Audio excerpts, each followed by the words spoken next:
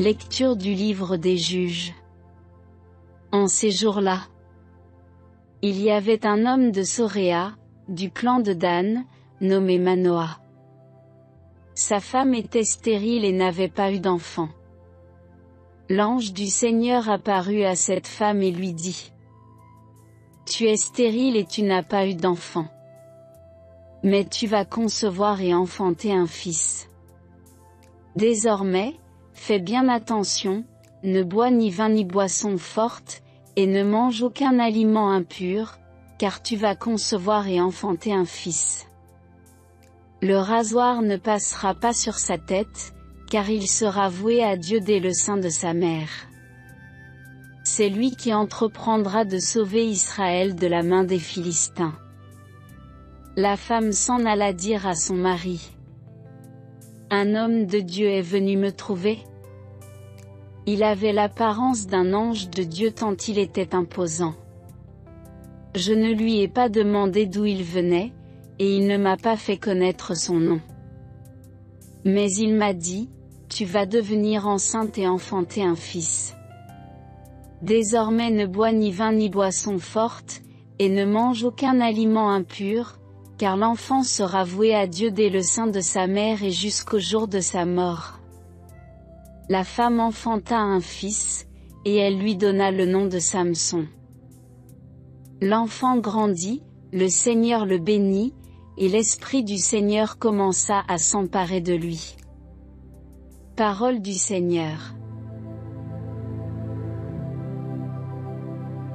En toi, Seigneur, j'ai mon refuge. Garde-moi d'être humilié pour toujours.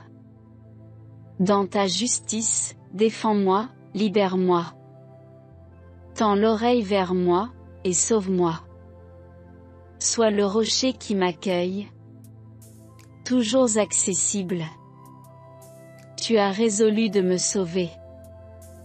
Ma forteresse et mon roc, c'est toi. Seigneur mon Dieu, tu es mon espérance. Toi, mon soutien dès avant ma naissance. Tu m'as choisi dès le ventre de ma mère. Tu seras ma louange toujours. Je revivrai les exploits du Seigneur, en rappelant que ta justice est la seule. Mon Dieu, tu m'as instruit dès ma jeunesse. Jusqu'à présent, j'ai proclamé tes merveilles.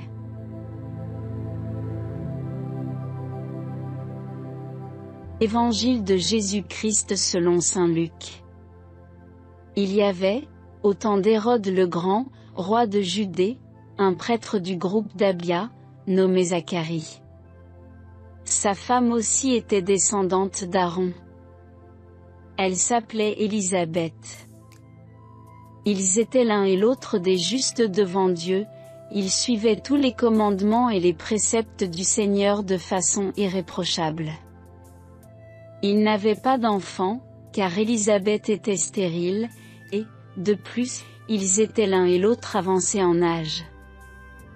Or, tandis que Zacharie, durant la période attribuée aux prêtres de son groupe, assurait le service du culte devant Dieu, il fut désigné par le sort, suivant l'usage des prêtres, pour aller offrir l'encens dans le sanctuaire du Seigneur.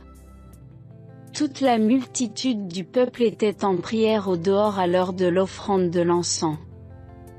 L'ange du Seigneur lui apparut, debout à droite de l'autel de l'encens. À sa vue, Zacharie fut bouleversé et la crainte le saisit. L'ange lui dit: Sois sans crainte, Zacharie, car ta supplication a été exaucée. Ta femme Élisabeth mettra au monde pour toi un fils, et tu lui donneras le nom de Jean. Tu seras dans la joie et l'allégresse, et beaucoup se réjouiront de sa naissance, car il sera grand devant le Seigneur. Il ne boira pas de vin ni de boisson forte, et il sera rempli d'Esprit Saint dès le ventre de sa mère. Il fera revenir de nombreux fils d'Israël au Seigneur leur Dieu. Il marchera devant, en présence du Seigneur, avec l'esprit et la puissance du prophète Élie, pour faire revenir le cœur des pères vers leurs enfants, ramener les rebelles à la sagesse des justes, et préparer au Seigneur un peuple bien disposé. Alors Zacharie dit à l'ange: Comment vais-je savoir que cela arrivera? Moi, en effet, je suis un vieillard et ma femme est avancée en âge. L'ange lui répondit: Je suis Gabriel, et je me tiens en présence de Dieu. J'ai été envoyé pour te parler, et pour t'annoncer cette bonne nouvelle. Mais voici que tu seras réduit au silence, et, jusqu'au jour où cela se réalisera, tu ne pourras plus parler, parce que tu n'as pas cru à mes paroles. Celles-ci s'accompliront en leur temps. Le peuple attendait Zacharie, et s'étonnait qu'il s'attarde dans le sanctuaire. Quand il sortit, il ne pouvait pas leur parler, et ils comprirent que, dans le sanctuaire, il avait eu une vision. Il leur faisait des signes et restait muet. Lorsqu'il eut achevé son temps de service liturgique, il repartit chez lui. Quelque temps plus tard, sa femme Élisabeth conçut un enfant. Pendant 5 mois, elle garda le secret.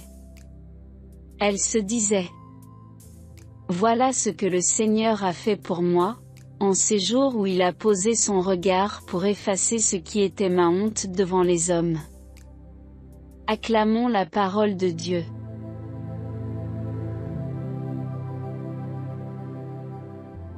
Les récits de ce jour nous confrontent à un Dieu qui agit au-delà de nos limites, au cœur même de nos impossibilités.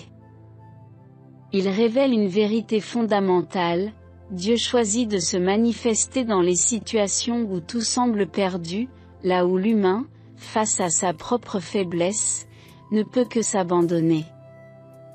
Ces textes ne se contentent pas de raconter des événements du passé, ils dévoilent le visage d'un Dieu qui s'engage dans notre histoire pour transformer nos vies, nous libérer et nous conduire à une fécondité inattendue. Dans le livre des Juges, le couple stérile, Manoah et sa femme, portent non seulement leur propre souffrance, mais aussi celle de leur peuple. La stérilité physique devient ici le symbole d'une stérilité plus large. Israël, écrasé par ses ennemis, semble incapable de se relever. Mais c'est précisément dans cette réalité désolée que Dieu intervient. L'ange n'apporte pas seulement une promesse de vie, il invite aussi à une consécration. L'enfant à venir sera voué à Dieu dès le sein maternel. Ce détail est crucial, car il montre que la naissance de Samson n'est pas une fin en soi, mais un commencement. Cet enfant ne leur appartient pas uniquement, il appartient au dessein de Dieu, à son projet de salut pour tout un peuple.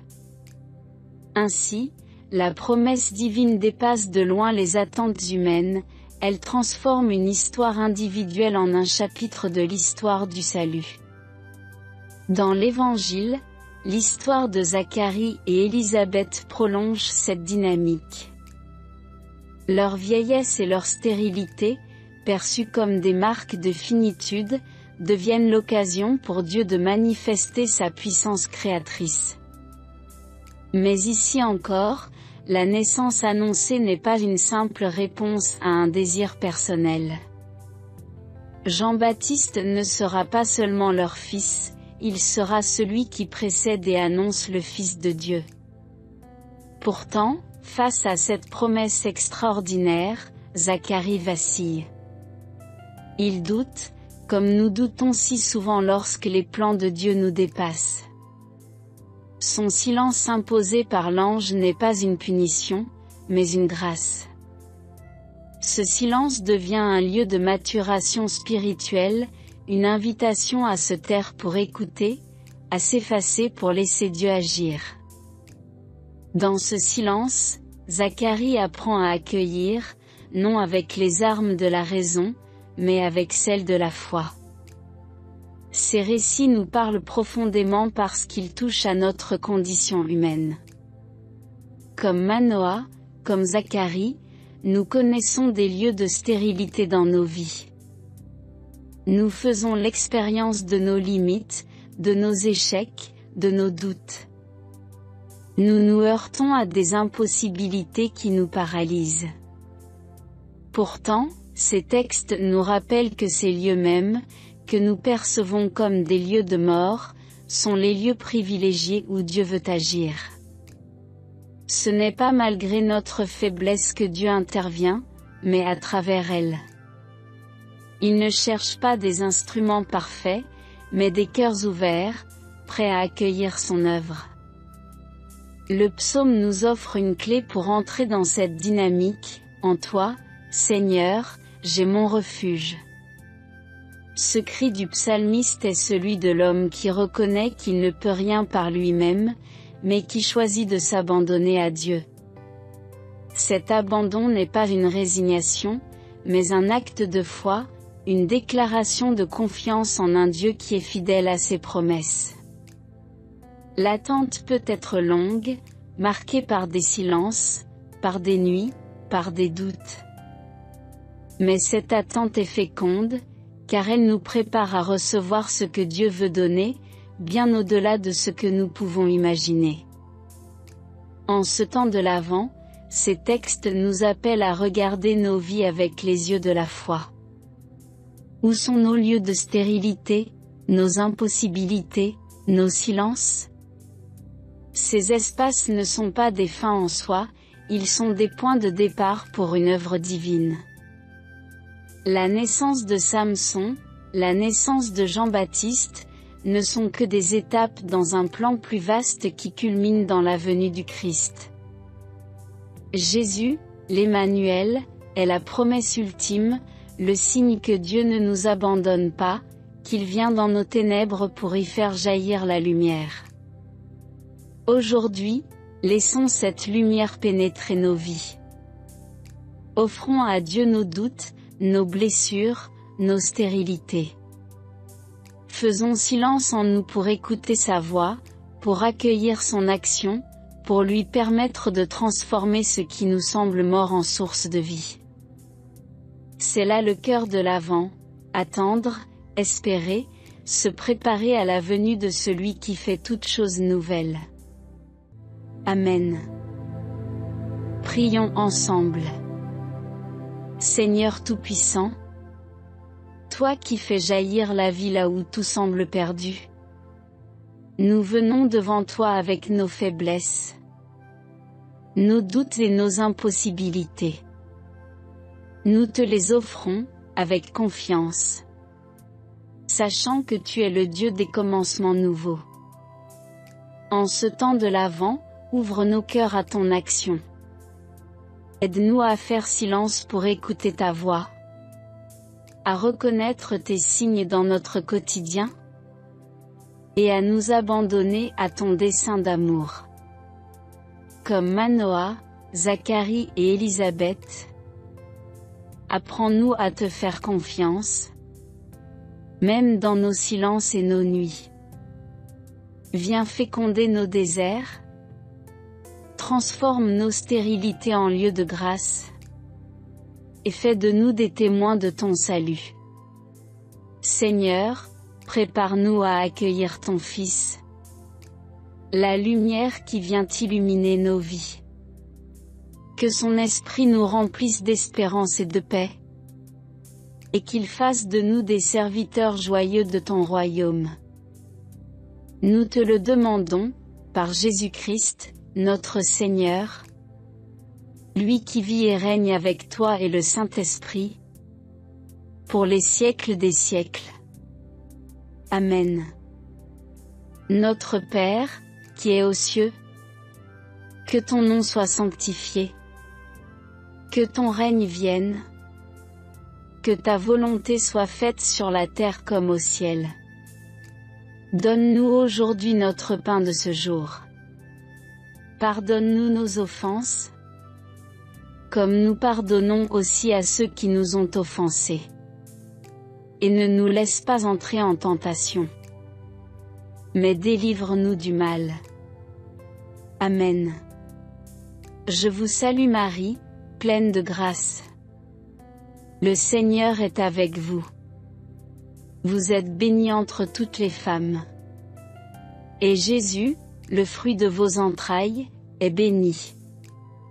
Sainte Marie, Mère de Dieu, priez pour nous pauvres pécheurs, maintenant et à l'heure de notre mort. Amen. Gloire au Père, et au Fils et au Saint-Esprit, comme il était au commencement, maintenant et toujours dans les siècles des siècles. Amen.